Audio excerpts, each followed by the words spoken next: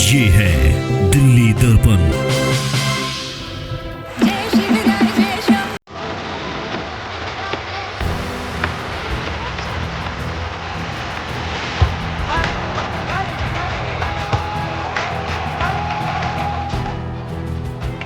ये सनातनियों ने तय कर लिया है।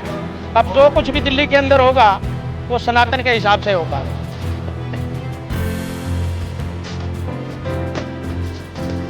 कैबिनेट की पहली भी मीटिंग के अंदर सबसे पहले अगर कोई तय चीज होगी वो पुजारियों की तनख्वाह तय होगी।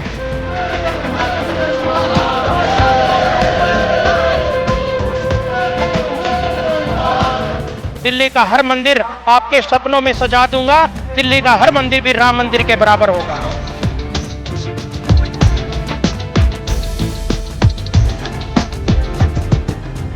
नमस्कार, दिल्ली दर्पण टीवी देख रहे हैं आप। आज से 2.5 साल पहले करीब मंदिर प्रकोष्ठ की स्थापना हुई थी। पुजारियों को वेतन मिले, पुजारियों को सुविधा मिले, मंदिरों के हालात सुधरे, इस मंशा के साथ मंदिर प्रकोष्ठ की स्थापना की गई थी। और अब जरूरत इस बात की भी महसूस की जा रही है कि दिल्ली में भी सनातनी सरकार हो और पुजारियों को वेतन मिले, खुद अपनी नीतियां बनाएं। ये मुहिम लेकर के कर्नैल सिंह आज 2.5 साल पहले चले थे और अब ये मुहिम कितनी रंग ला चुकी है ये तस्वीरें आपको साफ बयान करती है। चारों तरफ जहां जहां देखते हैं भीड़ ही भीड़ है। ये तमाम पुजारी हैं, अलग अलग इलाके से, झुग्गी झोंपड़े से आए हुए लोग हैं। बीजेपी के कार्यकर्ता इसमें आपको बहुत कम नजर आएंगे। तो इतनी संख्या को देखकर आप समझ सकते हैं कि इस बार दिल्ली का जो मंदिर प्रकोष्ठ है वो किस हद तक अपनी बात जनता के बीच में पहुंचाने में कामयाब हो चुका है। आज मंदिर प्रकोष्ठ का कार्यालय का उद्घाटन है। यहाँ सकूर बस्ती विधानसभा में हम खड़े हैं। कर्नैल सिंह जी जो मंदिर प्रकोष्ठ के संयोजक हैं, इन्हीं से हम बात करते हैं।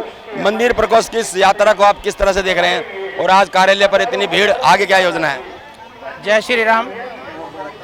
ये आज हमने मंदिर प्रकोष्ठ का पहला कार्यालय खोला है।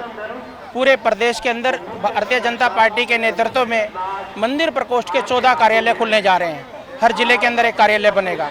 ये सबसे छोटा कार्यालय आप देख रहे हैं, कहते हैं छोटे से शुरू करना चाहिए।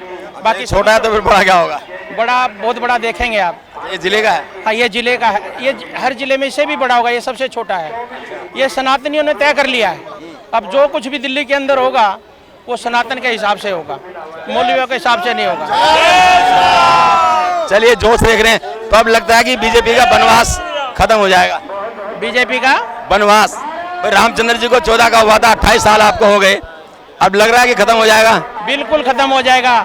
मुझे बताने की आवश्यकता नहीं, ये गरीबों का बेला आपको बताएगा। आप जन जन से पूछिए, गरीबों से पूछिए आप। ये गरीबों के मन की भावना, संतों का आशीर्वाद और युवाओं का साथ, जिस तरह से नरेंद्र मोदी के नेतृत्व में पूरे भारत को बदला है, विश्व के अंदर एक छवि बनाई है, उसी तरह से आप भी चाहते हैं, मैं भी चाहता हूं कि दिल्ली भी दुनिया की सबसे सुंदर राजधानी बने। और अब ये जनता ने, गरीबों ने, संतों ने, पुजारियों ने, सबने तय कर लिया, दिल्ली के अंदर सनातन की सरकार और विश्व की सबसे इकोनॉमिक राजधानी ये बनेगी, सबसे सुंदर राजधानी ये बनेगी।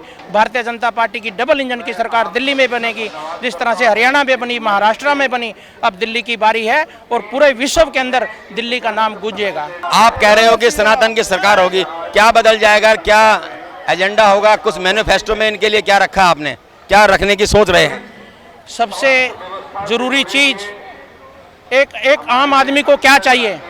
जीने के लिए 2 चीज़ों की विशेष आवश्यकता है, हवा और पानी। हवा आप देख सकते हो, दिल्ली एक गैस का चैम्बर बन चुका है। अगर उसकी कोई सफाई कर सकता है, केंद्र सरकार नरेंद्र मोदी कर सकता है। पानी, दूषित पानी, जमीन इतनी गंदी हो चुकी है। आज से 2 साल पहले दिल्ली की सरकार ने कहा था हमने दिल्ली MCD भी दे दीजिए। दिल्ली के गरीब लोगों ने उसके ऊपर पुनः विश्वास किया और आज आप स्वयं देख सकते हैं, गली गली के अंदर कूड़े के ढेर, टूटी हुई सड़कें, गंदा पानी, भ्रष्टाचार, कोई आप चीज उठा के देख लीजिए।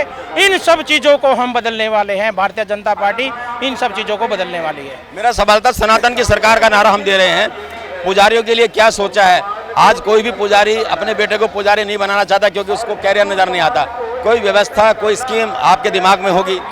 पुजारियों के लिए हमारे प्रदेश के अध्यक्ष, हमारे प्रभारी मंच के माध्यम से कह चुके हैं कि कैबिनेट की पहली मीटिंग के अंदर सबसे पहले अगर कोई तय चीज होगी वो पुजारियों की तनख्वाह तय होगी। उसके बाद सिर्फ पुजारी को आप पुजारी मत समझिए, अब पुजारी विधानसभा में बैठ के दिल्ली में निर्णय करेंगे, ऐसी मेरी कामना है कि ये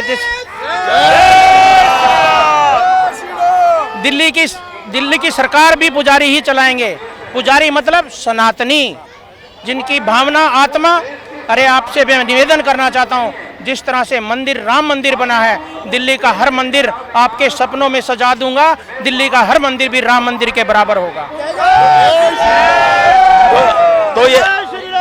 तो ये मान के चलें कि इस बार मुकाबला सनातन सरकार और रेवड़ी सरकार के बीच होगा। अरे साहब मुकाबला नहीं है, सबकी जमानत जब्त है रेवड़ी सरकार की। और मैं ये रेवड़ी की आपने बात की, अच्छा आपने कहा रेवड़ी की बात के लिए। वो एक रात को उसने एक विज्ञापन जारी किया कि दिल्ली सरकार के अंदर मुझे खांसी आ रही है। उसकी खांसी बंद होगी जब वो दिल्ली में आया था, मेरे को भी याद है। सबों को खांसी करने के लिए छोड़ गया। दिल्ली की सरकार ने गैस का चैम्बर बना दिया। हर आदमी के स्वास्थ्य से खेला जा रहा है। जब तक हम जिएंगे ही नहीं तो हम काम कैसे करेंगे? जिएंगे तो काम करेंगे। यकीन है कि पुजारियों की आवाज भी विधानसभा में गूंजेगी। बिल्कुल गूंजेगी, क्योंकि आपने देखा होगा पुराने समय के अंदर हर राजा के पास एक संत होता था, वो उसको सद्बुद्धि देता था, आशीर्वाद देता था। उसी तरह से दिल्ली के पुजारी संत, विधिवत सभा बोलते थे। हाँ, विधिवत सभा। दिल्ली के अंदर भी सबने ठाना है अब कि संतों का आशीर्वाद से, युवाओं के जोश से, बुजुर्गों के मार्गदर्शन से दिल्ली की सनातन की सरकार बनने वाली है। हम इसमें देख रहे हैं कि पुजारी, मंदिर प्रकोष्ठ से जुड़े लोग, बीजेपी से जुड़े लोग बहुत कम हैं। केवल कार्यालय का उद्घाटन इसलिए सिर्फ यहाँ के जो लोकल लोग हैं उन्हीं को बुलाया, क्योंकि यहाँ इतनी बड़ी व्यवस्था नहीं, 5000 लोगों से 5000 लोग हैं, इससे ज़्यादा बड़ी व्यवस्था हो नहीं सकती थी यहाँ पे। तो यहाँ पर हमारे यहाँ इस विधानसभा में 1,29,000 वोटर हैं, जिसमें से हर झुग्गी झोपड़ी वाला व्यक्ति मुझे आशीर्वाद देने आया है। संतों का ज़्यादा इसमें इसलिए नहीं है क्योंकि लेके आने जाने में हम बड़ा कार्यक्रम करने जा रहे हैं। आप सबसे पहले होंगे जिनको निमंत्रण देंगे। इंदिरा गांधी के अंदर 50,000 लोगों का संतों का सम्मेलन करने जा रहे हैं। एक बाइक रैली हम करने जा रहे हैं पूरे दिल्ली के अंदर। हजारों लाखों की संख्या में बाइक होगी। हम सनातन की चर्चा करेंगे और लोगों को समझाएंगे कि सनातन क्या है, क्योंकि ये लोगों को शराब बेच के उनके चैन तोड़ने की तैयारी करते हैं। हमारे संत लोगों को समझा करके उनको शिक्षा की दृष्टि से, सनातन की दृष्टि से लोगों को समझाते हैं कि सनातन और अच्छे धर्म के नाता होने कैसी सेवा हो। दोबारा आते हैं। आज कार्यालय यहाँ सकूर बस्ती विधानसभा में खुला है और आप अध्यक्ष भी हैं यहाँ के। अब क्या आपको प्रेशर है आप पर ये कि भाई आप भी विधानसभा पहुँचे? ये जनता तय करेगी, पार्टी तय करेगी। जो पार्टी का आदेश होगा वो मैं मानूंगा। जनता का आशीर्वाद मिलेगा उसको स्वीकार करूंगा। और जनता के बीच में लोगों के लाके सिर्फ इस विधानसभा ने ही नहीं, अभी एक गाना चला रहे थे, मुझे तो पता भी नहीं किसी ने चलाया, कि हमें पूरी दिल्ली को बदलना है। हमें अपने आप को, आप देख रहे हैं भगवा चोला पहन लिया, देश की सेवा के लिए पहन लिया। बस यही निवेदन करता हूँ। जय श्री राम। चलिए, तो ये थे कर्नैल सिंह। दिल्ली के अंदर सनातनी सरकार बनाम रेवड़ी सरकार, किसको कितना समर्थन मिलता है ये देखना अभी बाकी है। लेकिन इतनी बड़ी तादाद में यहाँ पर जो पुजारी प्रकोष्ठ से जुड़े लोग पहुँचे हैं, उन्होंने ये तो इशारा साफ कर ही दिया है कि दिल्ली में सनातन भी एक मुद्दा होगा। जो माहौल आप देखते हैं हर चुनाव के बाद, उस माहौल में भी आपको सनातन की रंग आपको उसमें नजर आएंगे। राजेंद्र स्वामी, दिल्ली दर्पण टीवी। लेटेस्ट खबरों के लिए सब्सक्राइब करें हमारा YouTube चैनल या फिर लॉग ऑन करें www.delhidarpantv.com। खबरों की कवरेज और विज्ञापनों के लिए संपर्क करें।